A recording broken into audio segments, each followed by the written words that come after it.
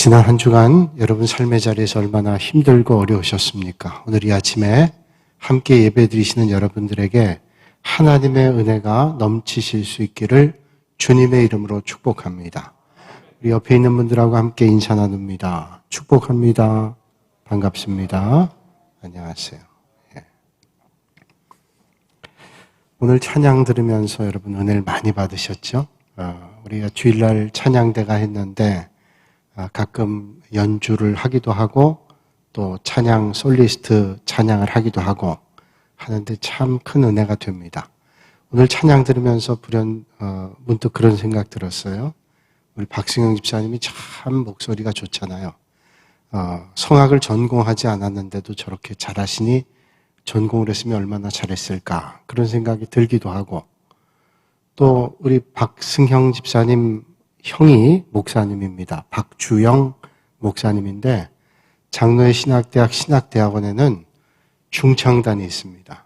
중창단 들어야 힘들죠. 왜냐하면 신학생들 목회자들이 찬양을 잘해요. 기본적으로 잘하는데 거기서 뽑혀가지고 중창을 할 정도면 상당히 잘하는 거예요. 동생도 잘하는데 형도 잘하고, 이 집에 유전자가 있나 보다. 그 유전자가 어디서 나온지 모르지만 또 그 귀한 유전자를 가지고 하나님 앞에 영광 올려드리는 그 영광 하나님께서 받으시게 되는 줄로 믿습니다. 오늘도 우리에게 주신 은사를 가지고 하나님 높여드리는 여러분들이 다 되시기를 바랍니다. 중국의 송나라의 학자였던 사마광이라는 분이 계셨는데 이분이 어릴 때 이야기입니다. 한 번은 그 마을에 물을 담아놓는 큰 항아리가 있었습니다. 근데 그 큰 항아리에 어린아이가 빠졌습니다. 거기서 소리를 지르면서 물을 먹기도 하고 허우적거리는 거예요. 동네 사람들이 그 소리를 듣고 항아리 앞에 모였습니다. 어떤 사람은 항아리에 올라가기도 하면서 그 아이를 어떻게 건져낼까 아주 다급한 마음이 들었어요. 사다리를 가져오라고, 밧줄 가져오라고 아우성은 쳤지만 그 항아리에 같이 들어간 사람도 없고 건져낼 방법이 없어요. 그 항아리는 너무 값비싼 것이라 깰 수도 없는 겁니다. 안절부절을 못하고 있는 거예요. 아이는 계속 물을 먹고 허우적거리고 있습니다. 이러다간 숨이 넘어가게 생겼습니다. 어찌하지 못하고 있는데 당시에 어린아이였던 사마광이 옆에 있는 돌을 들어서 항아리를 깼습니다. 물이 콸콸콸 쏟아지면서 그 물속에 빠져있던, 항아리에 빠져있던 아이가 구출됐어요. 세상의 어떤 보물보다도 한 아이의 생명은 소중하다는 거예요. 아무도 나무라지 않았습니다. 아무리 비싼 항아리라 할지라도 그 아이의 생명은 보물 항아리보다 크기 때문에 그렇죠. 우리가 잘 알고 있는 D.L. 무디라고 하는 전도자가 있습니다. 이분은 전도를 많이 했던 복음 설교가였겠죠. 이분이 주일학교 선생님을 먼저 했습니다. 주일학교 선생님일 때 전도 훈련을 받고 전도를 나갔습니다. 전도하고 돌아와서 각자 전도에 대한 보고를 하는데 D.L. 무디가 이렇게 보고했습니다. 저는 오늘 전도를 나가서 2사람 반을 전도했습니다. 보고를 받던 분이 얘기했어요. 아니 2사람 반이 뭐야? 2사람이면 2사람, 3사람이면 3사람이지 2사람 반이 뭐냐? D.L. 무디가 대답했습니다. 예, 제가 2사람 반 전도했어요. 그러면 2사람 반이라고 하는 것은 어른 2사람에 어린아이 1사람을 전도했단 말이구나. 그래서 선생님에게 얘기했어요. D.L. 무디가 아니요, 저는 어린이 2사람과 어른 1사람을 전도했습니다. 그리고 설명하죠. 자, 그 2사람과 반 사람은 뭐냐면 어린이 2사람이 2사람이라는 거예요. 어린이는 지금 인생을 다 살지 않은 지금 막 시작하는 사람들입니다. 그 사람의 마음속에 삶의 자리에 얼마든지 많은 그림들을 그리며 살아갈 수 있어요. 그러니까 백지장 같은 인생입니다. 그때 예수 그리스도를 심으면, 예수 그리스도가 그 안에 들어가면 그는 온전한 인생을 살아가죠. 그러니까 그는 한 사람. 그러나 어른 1사람은 왜 반사람이라 그러는가 하면 이분은 인생의 절반을 사셨습니다. 이제 주님을 영접하면 반사람의 인생을 사는 거죠. 라고 얘기했단 말이죠. 일리 있는 말입니다. 어린이 인생. 우리가 처음 어릴 때 예수님을 영접한다는 것은 참으로 중요하다는 거죠. 요즘은 선택의 주체가 어린이일 경우가 많습니다. 가정에서 외식을 한다 그럴 때 아이들에게 묻습니다. 뭘 먹겠니? 우선권을 아이에게 주죠. 소중하니까. 그래서 아이들이 먹고자 하는 걸 먹는 가정이 많습니다. 뿐만 아니라 여름철에 휴가 갈 때에도 휴가를 선택하는 휴가지를 선택할 때에도 아이들에게 선택권을 줄 때 있습니다. 어딜 가기를 원하니? 아이들이 가기를 원하는 곳을 선택할 때 있습니다. 심지어는 이사해서 교회를 선택할 때에도 아이에게 선택권을 줍니다. 그래서 이 교회가 마음에 드니? 여기서 신앙생활하면 좋겠니? 그러면 교회를 선택한다는 거예요. 요즘에 그런 분들 많습니다. 우리 교회 오신 분들 가운데도 그런 분들이 많습니다. 어떤 분에게 이야기를 들었는데 그분은 이제 서울로 이사 가신 분인데 그 가정도 그 당시에 이제 초등학교, 중학교 다니는 아이들이 있었는데 예배당에서 예배 드렸답니다. 예배 드리고 결정을 했대요. 아이가 이렇게 표현하더랍니다. 예배 끝나고 난 다음에 이랬대요. 그래서 선택했대요. 예배 드리니까 예배 분위기가 참 좋다. 여러 군데 갔다 왔는데 여기서 예배 드리면 좋겠다고 그래서 선택한 경우가 많대요. 그 말은 예전과는 비교할 수 없이 어린이의 선택권, 어린이의 중요성이 옛날보다 커졌다는 거죠. 옛날에는 그렇지 않았습니다. 우리가 보통 1920년 방정환 선생님이 어린이날을 만들었다 그러는데 그전에는 어린아이가 별로 대접받지 못했죠. 지금도 후진 나라에서는 선진국 아닌 데서 아프리카 같은 데 보세요. 어른들이 다 먹고 난 다음에 남은 찌꺼기를 먹더라고요. 여러분 텔레비전 보면 그런 경우가 있죠. 어른들이 다 먹고 나서 애들이 먹어요. 우리 옛날에도 그랬습니다. 그러니까 어린 게 무슨 죄는 아닌데 어른들이 어린이들을 별로 대우 안 하던 그런 시대를 우리는 겪고 살았죠. 오죽하면 언쟁이 있거나 다투다가도 할 말이 없으면 논리가 안 되면 그런 말 하는 사람도 있잖아요. 나이가 몇 살이냐? 아니 하다가 논리가 안 되고 말이 안 되면 나이가 몇 살이냐고 얘기해요. 요즘 같으면 나이가 몇 살이라 그러면 그거 통하지 않는 시대가 됐습니다. 유대나라나 우리 옛날이나 비슷했던 것 같아요. 유대나라도 어린아이가 별로 대접받지 못했습니다. 그래서 성경을 보면 사람을 계수할 때 남자 장정만 계수했죠. 애들, 노인, 여자 숫자에 넣지 않았습니다. 어린아이들은 별로 대접받지 못할 때 바로 그런 상황에 예수님께서 오늘 이 말씀을 주고 있는 겁니다. 어린아이가 얼마나 소중한가를 말씀해 주시고 있습니다. 어린아이가 참으로 귀중하다고 주님께서 축복해 주시고 있습니다. 오늘 말씀이 이렇게 시작되죠. 사람들이 예수께서 만져주심을 바라고 어린 아이들을 데리고 오매 제자들이 꾸짖거늘. 아마 여기 사람들은 그 아이들의 부모였을 겁니다. 예수님께서 한번 만져주시면 쓰다듬어 주시면 참 복이 있겠는데 그런 생각하고 아이들을 데리고 왔습니다. 그런데 예수님을 따르는 제자라고 하는 사람들이 꾸짖습니다. 여기가 어딘 줄 알고 너희들이 예수님께 오냐? 꾸짖었단 말이에요. 예수님께서 그런데 전혀 제자들과 다른 반응을 보이십니다. 주님은 말씀하죠. 어린아이들이 내게 오는 것을 용납하고 금하지 말라. 하나님의 나라는 이런 자의 것이니라. 하나님의 나라가 이런 자의 것이래요. 보통 어린아이들이 취급받지 못했던 그런 시대에 그 아이들이 왔는데 그 아이들이 오는 걸 용납하고 금하지 말라 그러면서 하나님의 나라는 오히려 이런 아이들의 것이라고 말씀합니다. 그러면서 말씀하죠. 하나님의 나라를 어린아이와 같이 받들지 않는 자는 결단코 그곳에 들어가지 못하리라. 심지어는 어린아이 같이 주님을 받들지 않으면 하나님 나라에 들어갈 수 없다. 하나님 나라에 들어가지 못하는 것만 지옥 간다. 이런 말씀을 주고 계시는 거예요. 그러니까 어떤 분들은 이 말씀에 은혜를 많이 받습니다. 역시 예수님은 그런 분이구나. 은혜를 받죠. 그러니까 우리는 아이들이 마음껏 예배당에서 뛰어놀고 뭘 해도 괜찮다. 예수님께서 그렇게 소중하게 여기니까. 오해하는 거죠. 그래서 예배당에서 마음대로 뛰어다니고 예배 시간에 장난치고 예배 시간에 과자 먹고 그래도 내버려 둡니다. 1999년도에 이케하라 마모루라고 하는 사람이 쓴 책 가운데 이런 책이 있습니다. 맞아 죽을 각오를 하고 쓴 한국인 비판. 일본 사람인데 자기가 맞아 죽을 각오를 하고 한국 사람과 한국을 비판한다는 거예요. 거기 자기 사례를 듭니다. 자기가 어렸을 때 아주 유별나가지고 장난이 심했답니다. 친구랑 싸워서 때리고 자기가 맞고 그래서 어디가 다쳐가지고 집에 들어오면 자기 엄마가 자기 손 붙잡고 그 집에 찾아간답니다. 찾아가서 이유도 묻지 않고 그 집 어머니하고 아이한테 사과하고 아이에게도 사과하라고 시킨다는 거예요. 여러분, 싸운 게 일방적으로 자기가 잘못해서 싸운 게 아니잖아요. 어떤 때는 뭐 서로가 잘못해서 언쟁 가운데 싸울 때도 있는데 억울할 때가 많았답니다. 그런데 자기 어머니뿐 아니라 보통 일본의 대다수의 어머니들이 그렇게 한대요. 그리고 집에 와서 자기 상처를 치료해 주더라는 거예요. 한국의 어머니들은 어떠냐? 이 일본 사람이 마모루가 본 한국 사람들도 일본 사람과 시작은 똑같답니다.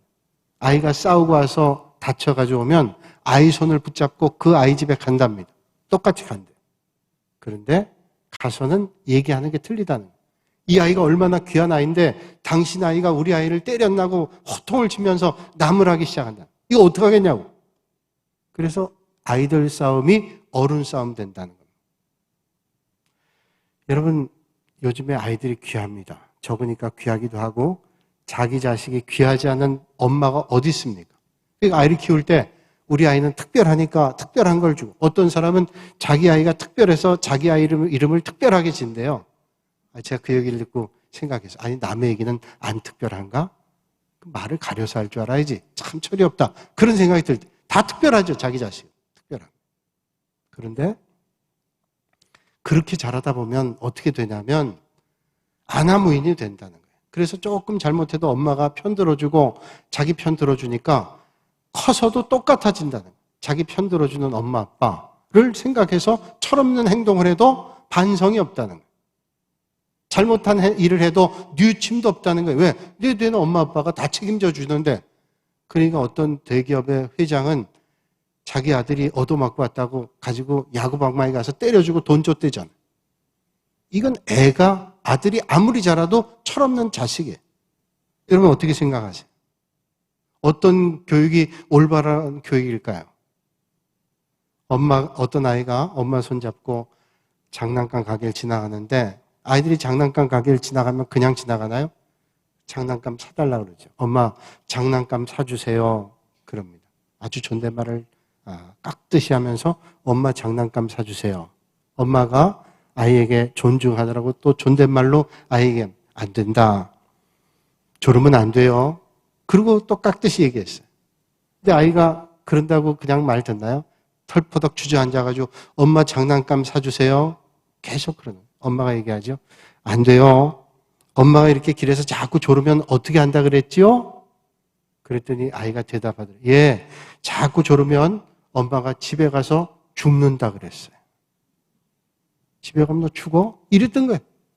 존댓말은 존댓말인데 그게 존중하는 건가요? 집에 가면 죽게 생겼는데. 그러니까 이게 잘못된 거잖아요. 어릴 때 습관이 평생을 좌우한다는 말이 있습니다. 사람은 어릴 때 좋은 습관 가지면 그 습관이 평생 가요. 나쁜 습관 가지면 반대로 평생 갈 가능성이 많습니다. 그래서 아주 부지런한 습관을 어릴 때부터 가진 아이들은 평생 그런 습관 가질 가능성이 많아요. 늘 지각하는 습관이 있던 사람은 늘 지각합니다. 그것도 많이 지각하는 것도 아니에요. 조금씩 지각하는데 이거 고치기가 너무 힘들잖아요. 습관, 평생을 좌우해요. 어릴 때 예배당에서 뛰어다니던 아이가 어른 돼도 예배당에서 뛰어다닙니다. 어릴 때 예배당에서 소리 지르던 사람은 어른 돼서도 예배당에서 소리 지르는 거예요. 아니, 어릴 때 예배 잘 드리고 그랬던 아이가 어른 돼선 예배당에서 소리 지르나요? 안 그래요. 어릴 때 소리 지르고 떠들고 이러던 아이들이 커서 예배당에서 소리 지르고 떠들 수 있어요. 왜? 어릴 때부터 그 습관 됐는데 아무도 말리질 않았어요. 무서운 얘기지 않아요? 그래서 이런 말 있잖아요. 3살 버릇 80까지 간다. 생각은 말을 만들고, 말은 행동을 만들고, 행동은 습관을 만들고, 습관은 인격을 만든다. 얼마나 중요한 말이에요. 그러니까 아이들에게 좋은 것을 즉시 깨우쳐서 알게 하고 나쁜 것은 뿌리 뽑도록 해야 됩니다. 나중에 몰았다가 뿌리 뽑아야지 안 됩니다. 이 습관이 계속 가는 거예요. 여러분 잘 아시죠? 인삼은 6년근이 좋대요. 6년근. 그래서 6년근 홍삼 만든다 그러잖아요. 그래서 바로 뽑지 않고 6년 동안을 잘 자라게 하는 겁니다. 그래서 6년 이후에 삼을 뽑습니다. 인삼을. 그렇다면 산삼은 언제 캐는 게 가장 좋은지 아세요? 산삼은 보면 즉시 캐야 됩니다. 산삼은 나중에 캐야지 그랬다간 없어요. 산삼은 보는 즉시 캐야 됩니다. 그런데 인삼은 6년 동안 기다려요. 산삼은 빨리 캔다는 이유 말 하나도 여러분 잘 아실 거예요. 우리가 평생 가야 될 인생길에 잘못된 습관 놔뒀다가 평생 갑니다. 뽑아내야 돼요. 즉시. 어린아이의 잘못된 행동은 미루지 말고 고쳐줘야 됩니다. 그 내버려뒀다가 올바로 살 수가 없어요. 믿음의 길 더 그렇습니다. 그렇다면 오늘 본문 말씀에 예수님께서 어린아이를 소중히 여긴다는 게 뭘까요? 소중히 여긴다는 것은 아무도 나무래지 말고 잘못된 것도 내버려두고 이게 소중한 게 아니에요. 이 어린아이를 통해서 우리에게 가르쳐 주신 말씀이 있는데 이 어린아이와 같아야 하나님의 나라에 들어갈 수 있다고 말씀. 그러면 오늘 우리는 하나님 나라에 들어갈 수 있도록 어떻게 해야 됩니까? 어린아이 같아야 된다는 거예요. 누구든지 하나님 나라를 어린아이와 같이 받들지 않는 자는 결단코 그곳에 들어가지 못하리라. 그곳은 하나님의 나라. 여러분, 어른과 아이 중에서 누가 더 하나님을 잘 믿을 수 있을까요? 믿는다는 면에서 어른 되면 나이가 많아질수록 의심이 많아집니다. 왜냐하면 많이 속아봤어요. 이상한 사람들에게 사기도 당해봤어요. 가까이 좋은 척 하면서 뒤에선 딴짓하는 사람도 경험했어요. 그래서 가까이 오는 사람을 금방 믿을 수가 없습니다. 아픈 일이지만 좋은 경험보다 나쁜 경험을 많이 할 경우에는 더 믿기가 어렵습니다. 아마 아픈 경험을 했기 때문이겠죠. 동남아에 사업으로 하러 간 세 사람이 있어요.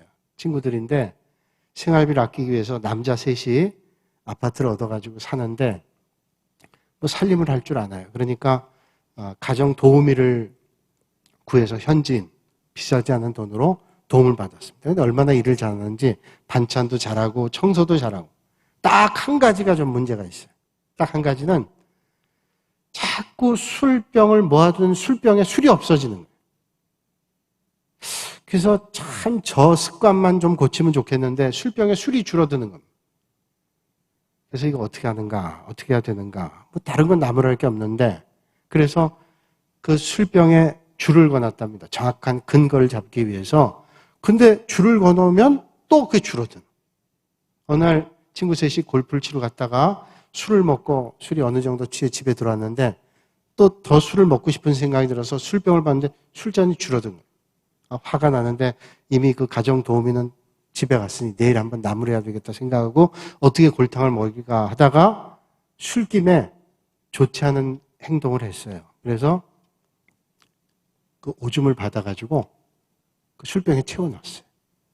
그 골탕 한번 먹어봐라. 그러고 지냈어요. 근데 그 다음날도 또 술병에 술이 주는 거예요. 그래서 안 되겠다. 단단하게 남으라고 이젠 내보내야 되겠다. 그리고 그 가정 도우미를 불렀습니다.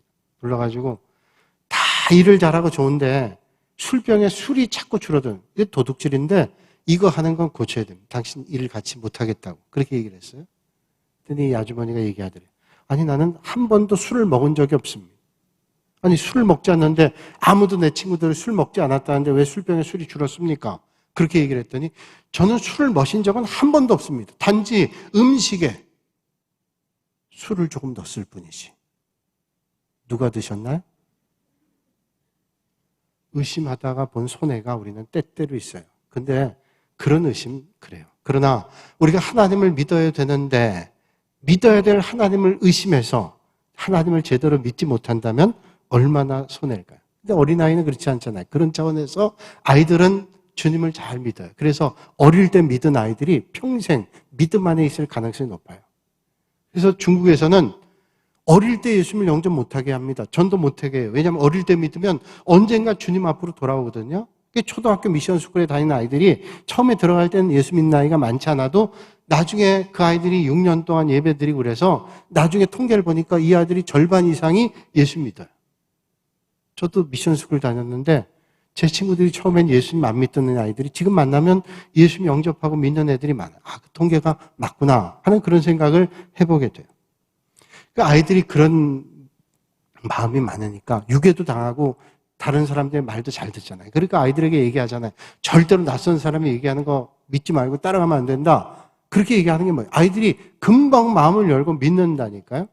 그러니까 그런 어린아이와 어른이 믿음의 자리에 있을 때 상대적으로 아이들이 하나님의 말씀을 믿을 가능성이 높다는 거죠. 아이들의 특성은 쉽게 믿는다는 거예요. 믿는다는 것은 그 말을 의지한다는 말이죠. 의지한다. 여러분, 아이들은 신뢰하는 대상을 의지합니다. 아빠, 엄마, 딸아이, 어린아이가 셋이 봄 소풍을 갔어요. 근데 그 가는데 나비 2마리가 이렇게 날아가는 거예요. 아빠가 아이에게 나비를 설명해 준다. 저 나비가 어디 가는지 아니? 저 나비 지금 꿀 따러 가는 거다. 얘기했어요. 그랬더니 아이가 그 나비를 보고 얘기하기를, 아니 아빠, 앞에 가는 거는 엄마 나비고 뒤에 나비는 애기 나비야. 애기가 엄마 따라가는 거야.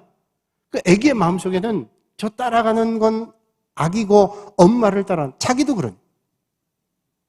그게 아이의 마음이잖아요. 어느 교회 학교 예배 시간에 목사님이 천국에 대해서 설교하고 천국 가고 싶은 사람 손들라 그랬어요. 아이들이 천국 가고 싶다고 저요 다 손드는데 딱 한 아이만은 손을 안 들고 있더래요. 그래서 제가 무슨 일 있나 싶어가지고 아이에게 물었답니다. 너는 천국 가고 싶지 않니? 그러고 물었대요. 그랬더니 아이가, 예, 전 천국 가고 싶은데요. 오늘 엄마가 제가 교회 갈 때 아침에 말씀하시기를 너 예배 끝나면 빨리 집으로 와라 얘기했대. 근데 천국 갔다가 집에 못 가니까 내가, 그 아이는 엄마 말을 귀담아 들었죠. 그러니까 엄마를 의지하는 거예요. 여러분, 아이는 이게 아이예요.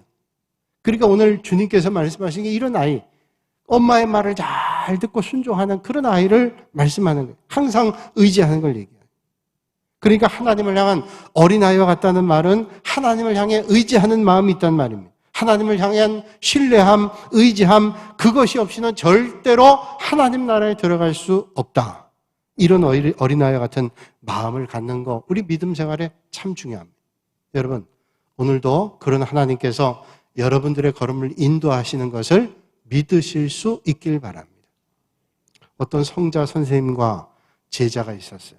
전도하다가 밀림에서 길을 잃어가지고 그 정글 안에서 하루를 보내게 됐습니다. 낮에는 견딜만 한데 밤에는 어떤 맹수가 덤벼들지 몰라요.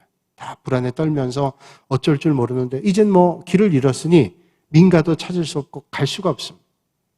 이제 정글에서 그날 밤을 보내야 됩니다. 그런데 이제 제자들 생각에 우리 선생님이 하나님 앞에 기도하시니까 될 거야. 뭐 방법이 있겠지. 누군가 도움이 있겠지 생각했어요. 근데 선생님은 편안한 자세로 정글 바닥에 앉더니 간단하게 하나님 앞에 기도했습니다. 밤새 기도한 것도 아니고 간단하게 이렇게 기도했습니다. 주님, 오늘 저희는 전도하느라고 너무 피곤하고 지쳤습니다. 정말로 죽을 만큼 피곤합니다.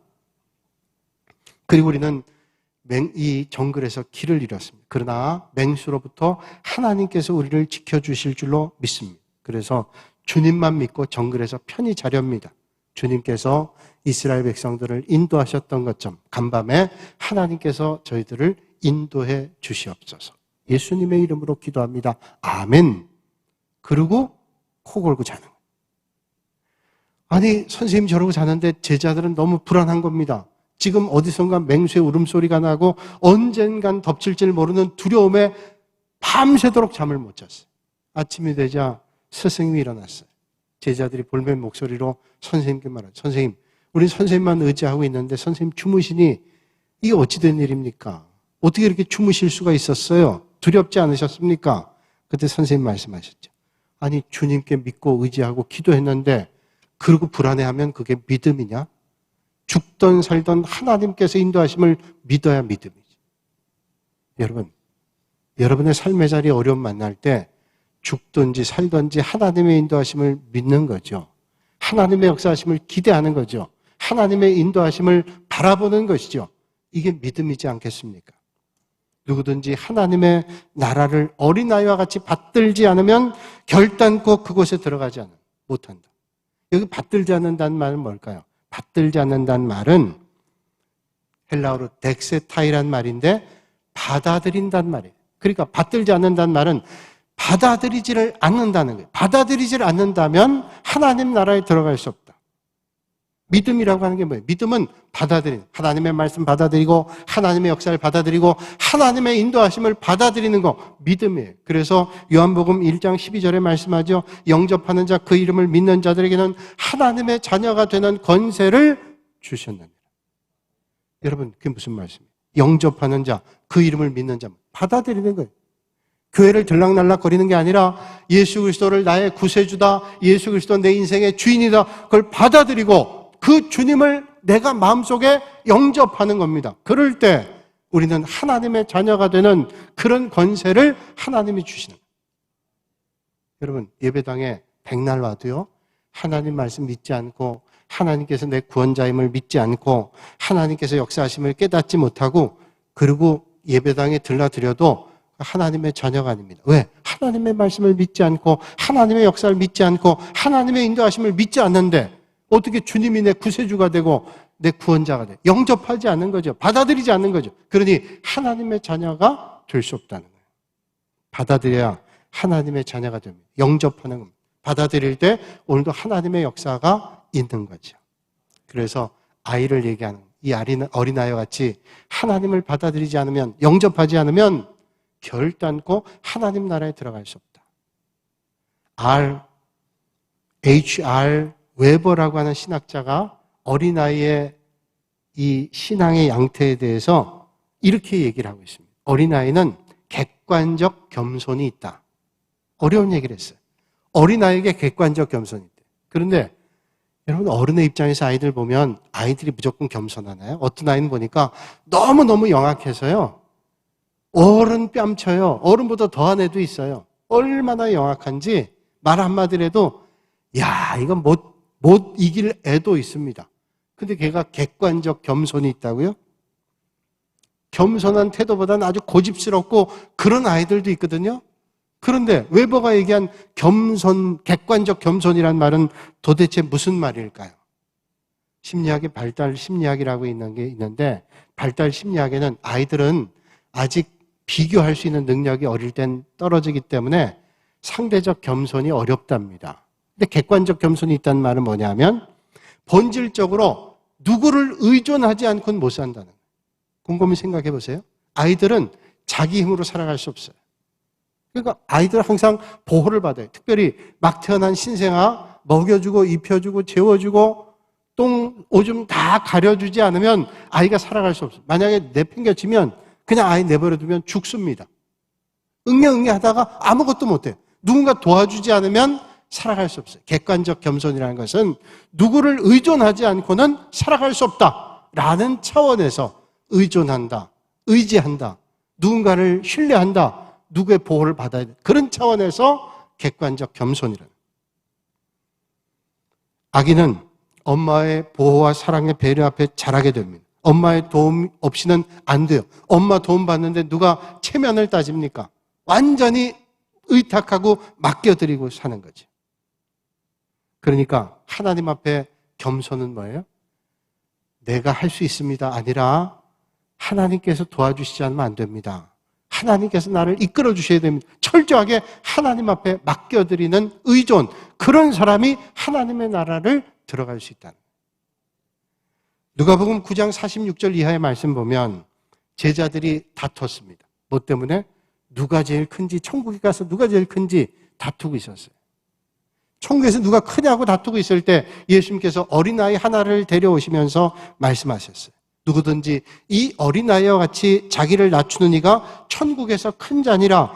너희 모든 사람 중에 가장 작은 사람은 천국에서 큰 자니라.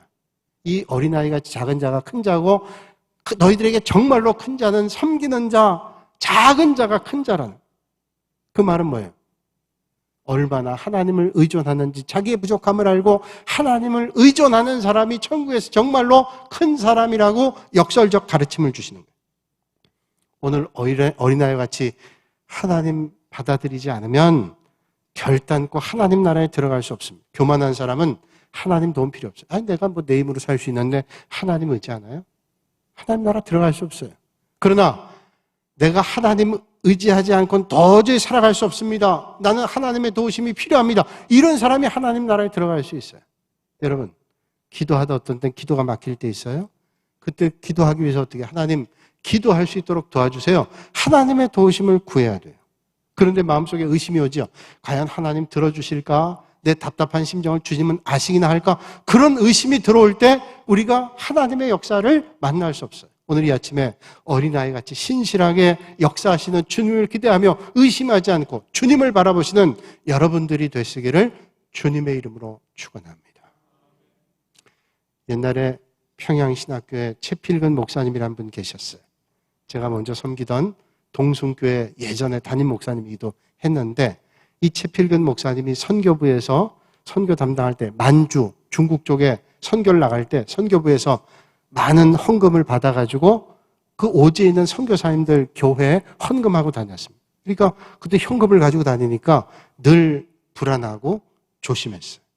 근데 한 번은 객주집이죠. 그 이제 주막 같은 여인숙 같은데 밤이 어두워서 묵게 되는데 그날따라 사람이 많아가지고 그냥 독방을 못 얻게 된 겁니다. 두 사람이 같이 묵는 방에 들어가게 됐는데 뭐 낯선 사람이고 누군지 모르는데 자기는 돈이 많으니까 걱정스러웠어요. 그래서 저 사람이 어떤 사람인가 인상을 봤더니 인상이 별로 안 좋아요. 딱 도둑놈같이 생긴 겁니다. 그러니까 더 긴장하고 밤에 잠을 자는데 밤새 잠을 잘 수가 있나요? 이 돈을 뺏기면 안 되니까. 근데 이제 뭐 자는 둥 마는 둥 하고 아침이 됐어요. 그 여인숙에서 그 객주 집에서 이제 아침상을 주는데 그 사람이랑 마주오고 식사를 하게 됐는데 이분이 이제 목사님이니까 기도하는 거예요. 앞에 사람이 그걸 보더니 자기도 기도하더라는 거예요. 기도가 끝났더니 앞에 있던 분이 얘기하더래요. 선생님도 예수 믿으십니까? 아, 예, 제가 최필근 목사입니다. 아유, 그러시냐고. 저는 모교의 장로입니다. 그러더래요. 그러니까 밤새 저분도 못 주무신 거예요. 최필근 목사님 보고 똑같이 생각하고 저 도둑놈 아니냐? 결국 그 의심이 밤새도록 잠 못 자게 한 거예요.